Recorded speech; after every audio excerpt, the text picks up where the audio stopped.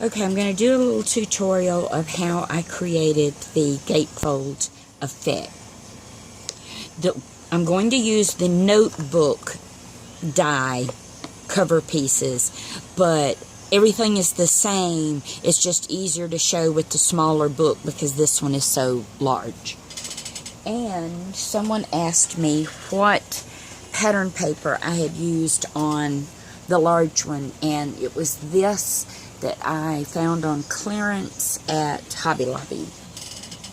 So that was what I used, and that was the reason that I did the edges in black, was because there was so much black in the paper that I was using. So that's what I went with. Alright, here I have 2 notebook covers cut, and I've reinforced my score lines. So to put this together, and this is the exact same thing I did as on the using the journal die.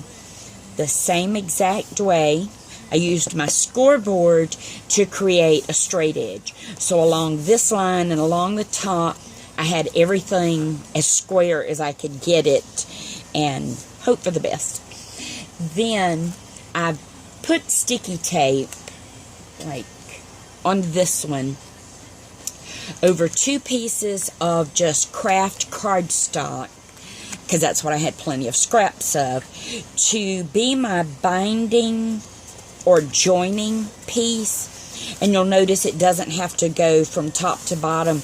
All this is going to do is join the 2 pieces together, and it's going to keep the seam from ever showing through once I begin layering it. So I'll do the same thing to the one for the back. And I just use strips, because I use very little double-sided tape, but these kind of things is something that I use double-sided tape for, is when I use it to join things or hide seams when I'm joining something, because it gives you a more stable base, in my opinion, than if you just work directly off of this. So then just line that up reasonably well, because it's going to be covered up anyway. Then I put it back in my scoreboard like this, and I trimmed my pieces so that they will fit exactly in between the score lines of the spines. So the full width of this would be 7 1/4 inches, but you've got to take off that difference for these 2 score lines. So I cut this piece to 7 3/16. So I put it in my my cutting tool at 7 1/4, and then backed it off about 1/16 of an inch. Then this will be glued in place just like this was, except I will use wet glue as well as a little bit of double-sided tape, and I will do this on both sides, front and back.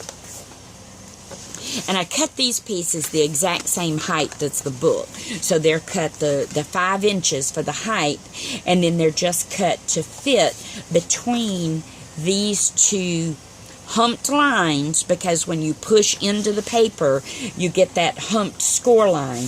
So you want your lining pieces, and this is all done with 22-point chipboard. So by the time I've got 3 layers of 22-point chipboard, I've got something that's just as strong and durable as matte board with no problem.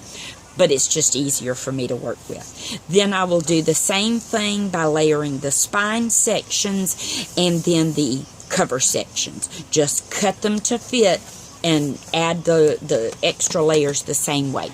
So that was the base beginning of the book.